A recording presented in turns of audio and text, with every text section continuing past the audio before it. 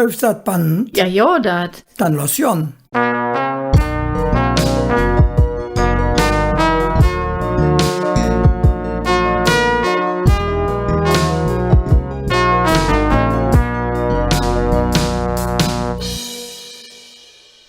Dach Hermann.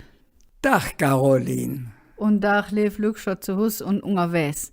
Schön, dass da sitzt. Wir können ja richtig zufrieden sein, wenn ich mir das so belur. Et ja auf de Gamescom und der Triathlon. So ja, der Köln-Marathon wird wahrscheinlich ja stattfinden und da können wir uns doch richtig freuen. Da kommen so viel Glück in uns schöne Stadt und tun das richtig genießen und die fingen sich als reich he. Da haben wir uns überlegt, dass man vielleicht jetzt machen könnte über die Straße von Köln, die sie ja hüg all ganz leicht mit ihren Handys finden können. Ja, das ist eine gute Idee. Ich meine, manche Straßen, da ist es leicht. Wenn die, für ein Beispiel, die Bunnerstraße, die tatsächlich, wenn man so lang sieht, nach Bonn führen. Oder die Aachener Straße. Also die Öscher Straße, wenn du die lang genug fährst, kannst du nach Aachen. Und ja, das ist jetzt im Westen. Und dann haben wir noch im Norden, wenn du die Neusser Straße, die Neusser Straße runterfährst, kannst du nach Neuss. Hier ist es ja einfach, ne? Wenn das immer so einfach wäre, wenn du das ganze Mäß in Sülz, da hast du für ein Beispiel die Blankenheimer Straße oder die Jünkerater Straße. Wenn du die Lanz gehst und meinst, du kommst nach Jünkerat, hast dich aber fies am Pfötsche gefühlt. Also, da küsst du ja nicht mit parat. Ja. Und da kann man dann sehen, da haben die in einem Viertel die ganze Name aus der Eifel. Das heißt, wir sind in der Fürstadt und sie haben das irgendwie am Schrifttisch zusammen sich überladen und haben das dann umgesetzt. So Name, dass du die ganze Name für ein Beispiel aus der Eifel in einem Viertel hast, dann ist man nicht in der Innenstadt. Also es ist echt interessant mit dem Namen. Ja, das ist so. Es ist ein bisschen komplizierter, dass man nicht einfach sagt, der Name steht drin und da guckt man da an. Ja, Also okay. man muss richtig so einen Schnee schlagen. Und, Also du meinst so, ja, ein Schneise. Auf Hochdeutsch eine Schneise. ja. Ja, das ist jetzt schwer verständlich wie am Mikrofönchen, ne? Am Schwadrofönchen. Ja, aber von Schneis nach Schneise ist ja nicht so schwierig. Ne? Ja, jetzt könnte einer meinen, das würde Mehrzahl von Schnee, ne? Ist ja auch blöd. Ja, Entschuldigung, ja. Da will ich jetzt ja nicht. Ja, ich komme jetzt ganz davon weg. Also jedenfalls, man probiert das ein bisschen zu sortieren. Dann ist ja das Leichteste ist, dass man vielleicht bei den Römer anfangen date. Also normal fängt man bei Adam und Eva an, wie man so schön sagt, sprichwörtlich. Aber die haben wir hier nicht, aber die Römer haben wir ja. Da könnte man bei den römischen Städten anfangen. Ja, Kölsch, die Kölle ist natürlich eine römische Gründung, ne? Also die Römer, wenn man sich dort zurechtfinden will, ist nicht so schwierig. Die haben ja so ein Schachbrettmuster gebaut, ne? Schön im rechten Winkel. Und in jeder Stadt, das kann man auch heute noch sehen, in Pompeji für ein Beispiel, ja, wird ein Straße von Nord nach Süd und von Ost nach West. Und das war überall dasselbe. Und sonst schöne Viereck, das haben wir hier auch. Nur wenn es natürliche Grenze auf, also Gebirge oder Gewässer, dann ja wird das natürlich nicht, dann muss man dann Lanz dem Fluss oder Lanz der Bach bauen und das haben sie hier auch getan. Da haben wir auch eine Straßenname, da jedes der Blaubach oder Rotjaberbach, das sind die Bäche, die dazu geführt haben, dass die Römer evans nicht im rechten Winkel bauen konnten. Aber sonst, die beide große Straße, die haben wir hier auch. Das war für ein Beispiel die Hohe Straße. Auf Kölsch sagt man Hohe Straße.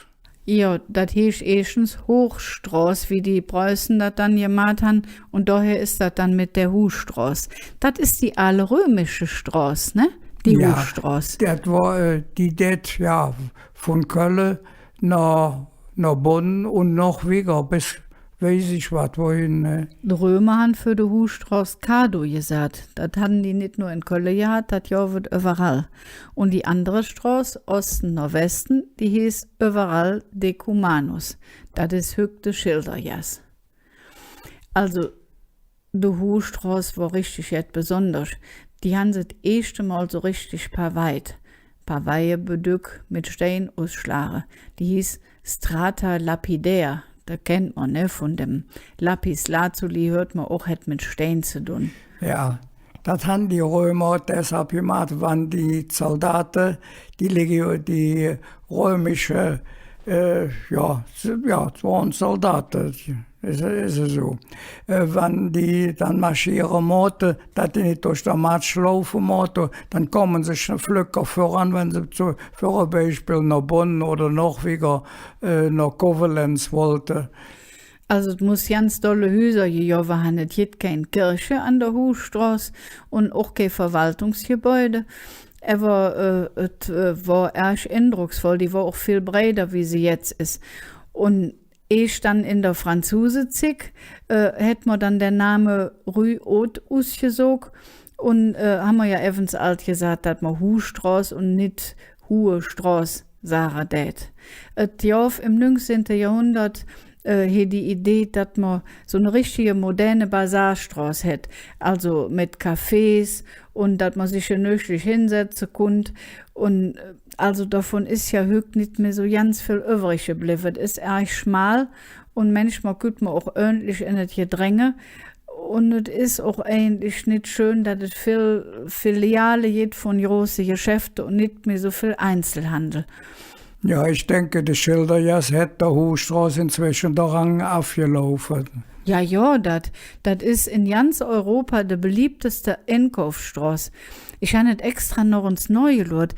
77.000 Menschen am Tag sind im September im letzten Jahr über die Schilderjas gelaufen. Am Tag? Am Tag. Und das in der Corona-Zeit, da kann man sich ja nicht vorstellen. Ne? Die müssen dich ja plattfuß gelaufen haben. Wir sind ja vielleicht nur einmal ein Land gelaufen und da kann man sich ob der Schilderjas ja auch schön hinsetzen und den Lück belohnen und das Kaffee Schilderjas, der Name, wo kommt der her? Ja, von den Schildern, die sie gemalt haben. Ah, ja. Also so Wappenschilder oder die auch Möller, die richtig Kunst produziert haben. Ja. Heute kann man ja außer Lück und Klamotten, die man kaufen will, auch noch jetzt beluren. Da ist ja noch die Galeria geblieben vom Ale Tietz, vom Leonhard Tietz. Vom Leonhard Tietz.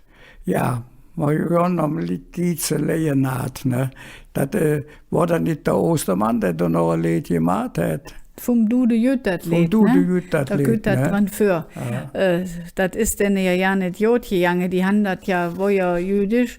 Und dann haben sie das arisiert, wie es hieß. Und da kommt dann der Name der Kaufhof her. Ja, aber die Kölsche haben nicht gesagt, wir gehen am Kaufhof, die haben gesagt, wir gehen am Tietz Leonhard.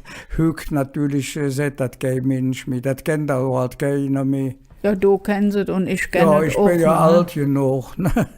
Den Namen haben wir auch noch an St. Peter vorbei.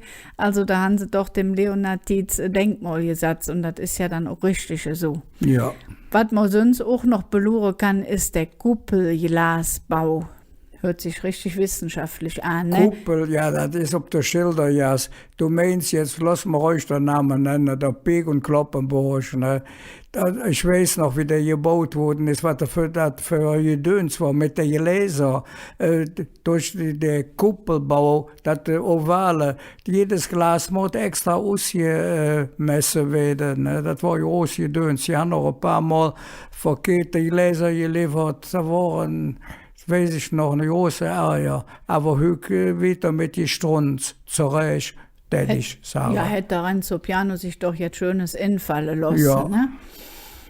Dann geht es auch noch Kirche, oder wenigstens die Antoniterkirche, Ja. die ja der Franzose, also der Napoleon, der Evangelische, der Protestante überlassen hat. Das war ja auch höchste Zick. Und dann ja wird auch noch die Kreuzbröderkirche.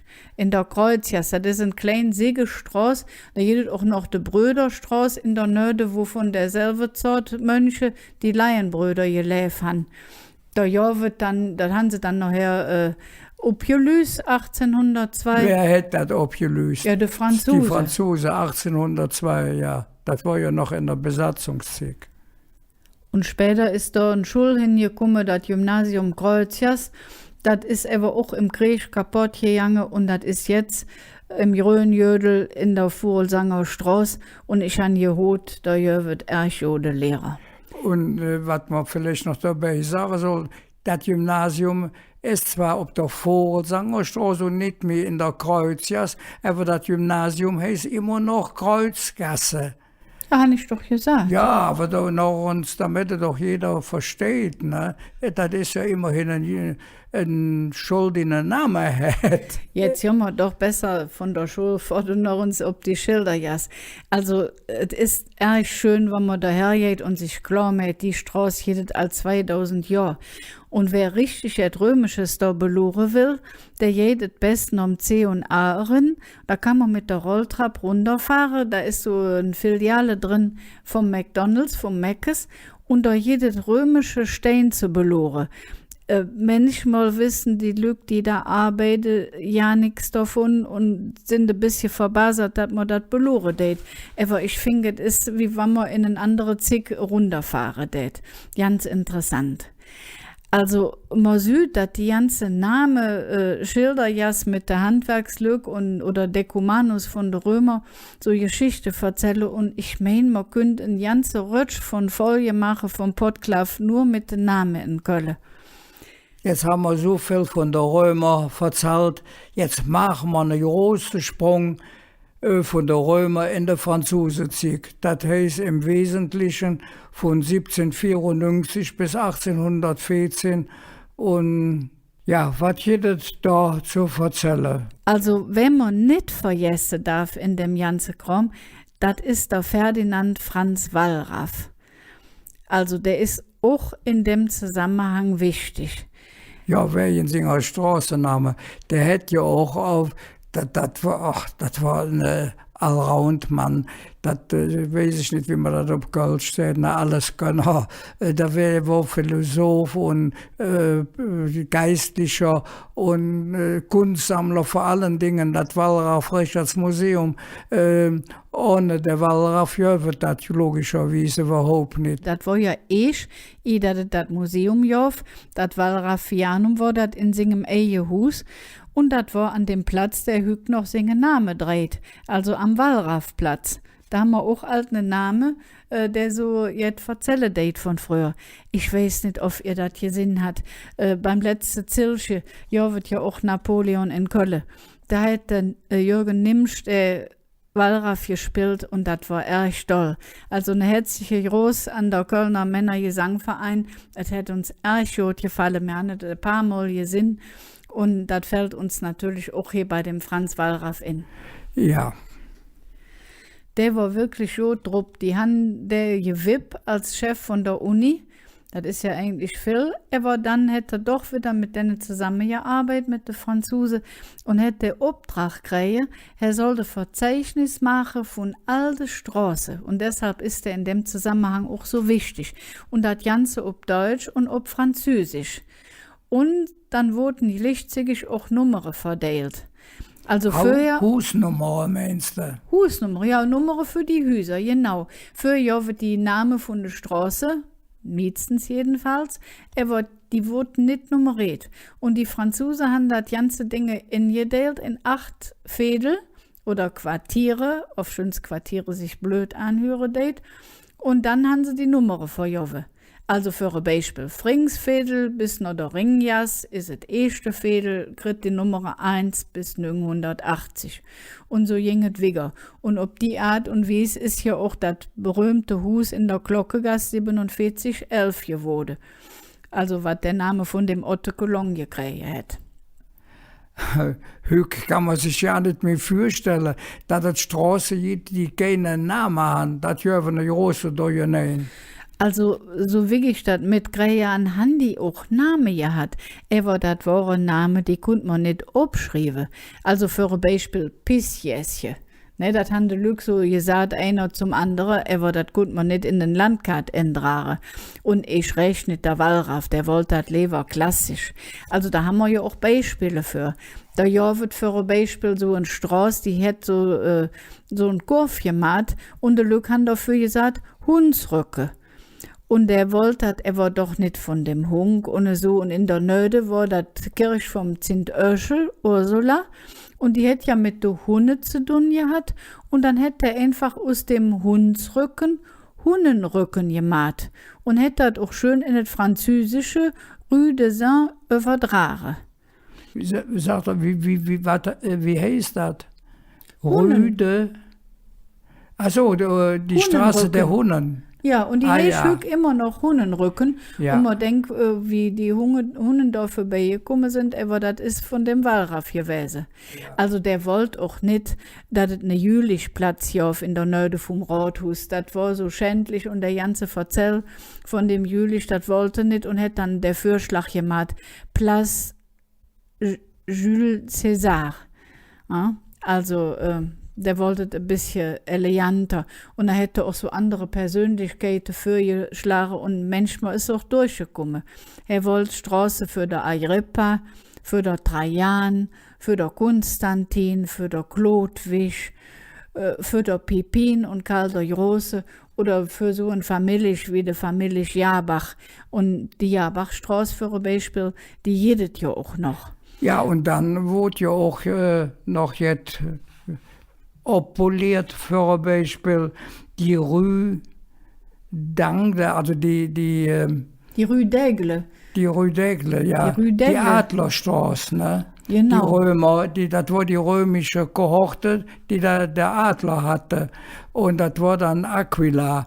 Und da ist heute noch der Name zu finden im Eigelstein. Und manchmal kann man es so ja noch lesen. Also wenn man an das Haus geht, wo früher das Stadtmuseum drin gewesen ist, das sieht man noch an der Mur, steht es noch dran, Rue d'Arsenal. Ja, da muss man aber erst suchen, dass man es findet. Also ich kann es dir beim nächsten Mal sagen, wenn wir da uns vorbeigehen. Ja, bringe ich der Ball mit. Ja, das fingen wir direkt. Wenn man da vorbeigeht, dann sieht man, das ganz oft, das war jetzt das Zeughaus, also irgendetwas in der Straße war, so jedes auch die Komödienstraße, weil es dort Theater gegeben hat. Aber es war nicht Usus, dass man die Namen für einzelne Lück dann eingebaut hat, wie der Wallraff sich das so gedacht hat. Also manchmal war es mir so nach dem genannt, was es da jauf an Geschäfte oder an Markt oder so jetzt.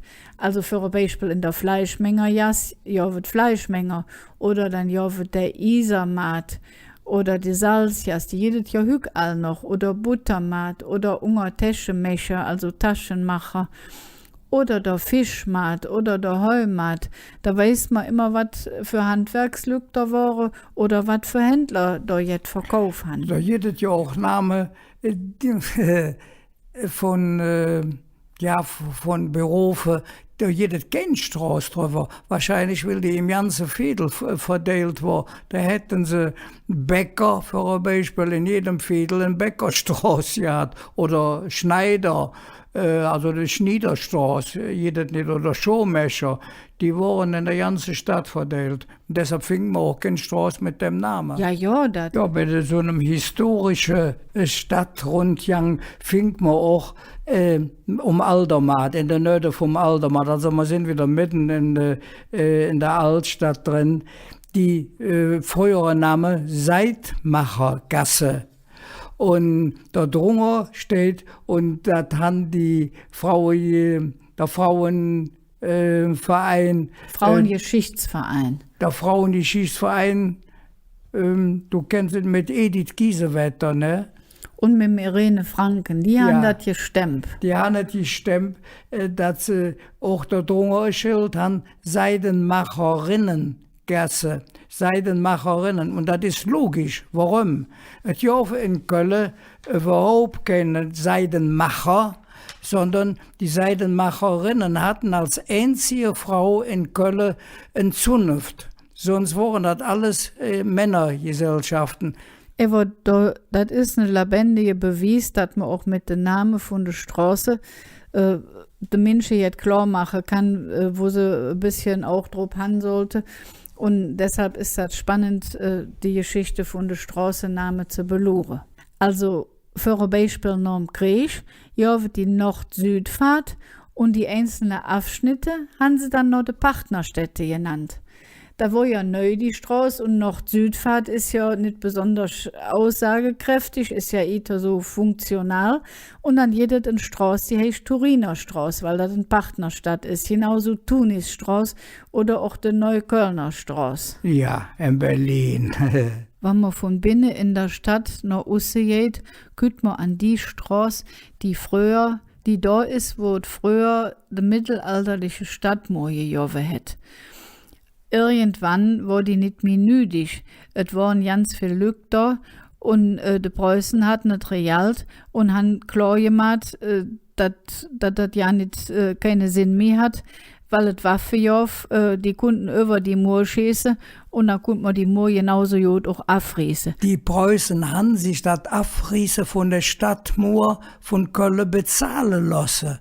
Obwohl die Kölsche das mit ihrem eigenen Geld im Mittelalter die Stadtmauer gebaut haben. Das war fies. Was sie natürlich schön gemacht haben, ist, dass sie die Stadttore haben stehen lassen, ne? Von der Haneports, Mindestens ein paar. Springsports und Eigelsteinsports. Sonst, die hatten ja keinen Sinn mehr. Das haben sie wirklich wegen der Denkmalpflege gemacht. Das haben sie gut gemacht. Das meine ich auch. Und dann sollte eine Straße abkommen, so wie Champs-Élysées. Ich meine, wenn man sich das höchst belurt, so ganz Champs-Élysées ist das nicht. Aber ist trotzdem schön, dass man jetzt haben und dass man da schön mit dem Rätsche herfahren kann.